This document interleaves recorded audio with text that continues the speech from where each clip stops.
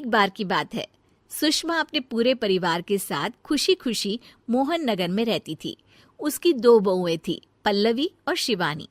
एक दिन दोनों बहुएं रसोई में काम कर रही होती है कि तभी उनकी सास सुषमा उन्हें बुलाती है। अरे बहू, जरा इधर तो आना। शिवानी, जरा जाकर देखना सासू माँ क्या कह रही हैं।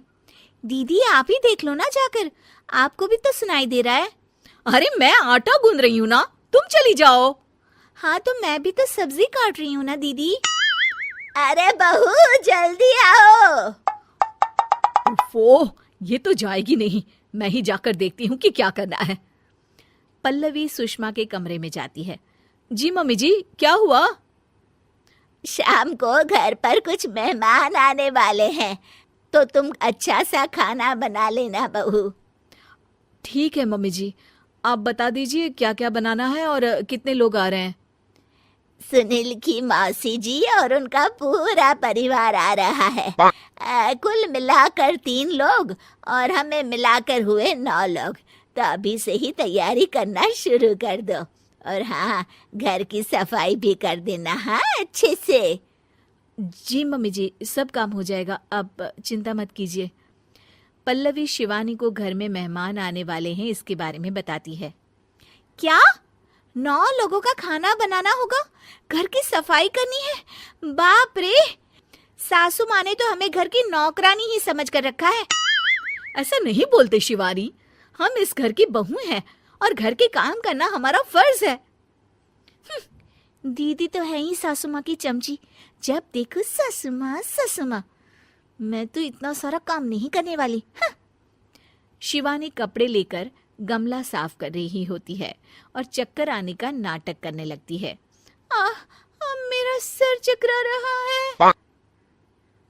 तभी वहां पल्लवी और सासू माँ जाते हैं। अरे बहू, क्या हो गया तुम्हें? मम्मी जी, बहुत तेज सर में दर्द हो रहा है। तुम एक काम करो शिवानी, आराम कर लो। नहीं नहीं दीदी, घर में मेहमान आने वाले हैं, मुझे आपकी मदद करनी चाहिए। अरे कोई बात नहीं शिवानी, तुम आराम कर लो, मैं सब काम कर लूंगी।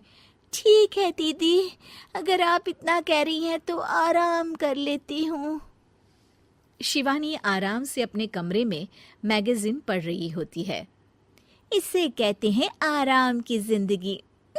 इतना सारा काम। चलो सारा काम खत्म हो गया, शिवानी को देख आती हूँ। शिवानी अपने कमरे में ईयरफोन में गाने सुनते सुनते सो जाती है और उसके साइड में मैगजीन भी रखी होती है। पल्लवी वहां आ जाती है और वो सब देखती है। ओहो, तो मतलब सब काम चोरी का बहाना था। अभी बताती हूँ इसको। घर का सारा काम मुझे करना पड़ा और ये महारानी यहाँ मैगजीन पढ़ रही है, गाने सुन रही है। पल्लवी रसोई से एक प्लेट और चम्मच लेकर आती है और शिवानी को थाली बजाकर उठाने लगती है। शिवानी अचानक से उठती है। उठ गई महारानी, गाने भी सुन लिए, मैगजीन भी पढ़ ली। तुम तो बहुत बड़ी झूठी निकली शिवानी। तुमने सर दर्द का बहाना बनाया ताकि काम करने से बच सको। हाँ, बनाया बहाना, तो क्या करती, इतने सारे काम करती। मुझे कोई शौक नहीं है चापलूसी का। क्या चापलूसी? तुम्हें लगता है कि मैं सारे काम चापलूसी के लिए कर रही हूँ? और नहीं तो क्या। तभी वहां सासू माँ आ जाती हैं। अरे बहू, वो लोग बस आने ही वाले हैं, तुम तैयारियां कर लो। जी सासू माँ, तुझे तो मैं बाद में देखती हूँ। सब खाना खाने बैठते हैं और खाना शुरू करते हैं। तभी सुनील की मौसी बोलती है। वाह भाई वाह, खाना तो बहुत ही अच्छा बना है सुषमा जी, एक एक चीज में क्या स्वाद है। ये सुनकर शिवानी मुंह बना लेती है। उसे अपनी जेठानी की इतनी तारीफ रास नहीं आती। आपकी बहुएं तो बहुत ही अच्छा खाना बनाती हैं। हाँ, बनाती तो दोनों ही अच्छा है, पर आज ना ये सारा खाना बड़ी बहू ने बनाया है। छोटी बहू की तबीयत ठीक नहीं थी, सो इसलिए। मानना पड़ेगा सुषमा जी, आपकी बड़ी बहू तो बहुत ही गुणवान है। पल्लवी की तारीफ सुनकर शिवानी को जलन होती है। पल्लवी ये सुनकर खुश हो जाती है और शिवानी की तरफ देखकर उसे चिढ़ाती है। कुछ देर बाद मेहमानों के जाने का वक्त हो जाता है। मौसी जी सबके लिए उपहार लाई होती है। वो सबको शगुन के पैसे देती हैं और अंत में पल्लवी के पास आती है। तुम्हारे लिए शगुन का लिफाफा तो है ही, पर बहू तुम्हें एक और उपहार भी मिलेगा इतना अच्छा खाना बनाने के लिए। मौसी अपने सोने के कंगन निकालकर पल्लवी को पहना देती है। ये लो, ये मेरे मनपसंद कंगन है, अब से ये तुम्हारे हुए। धन्यवाद मौसी जी।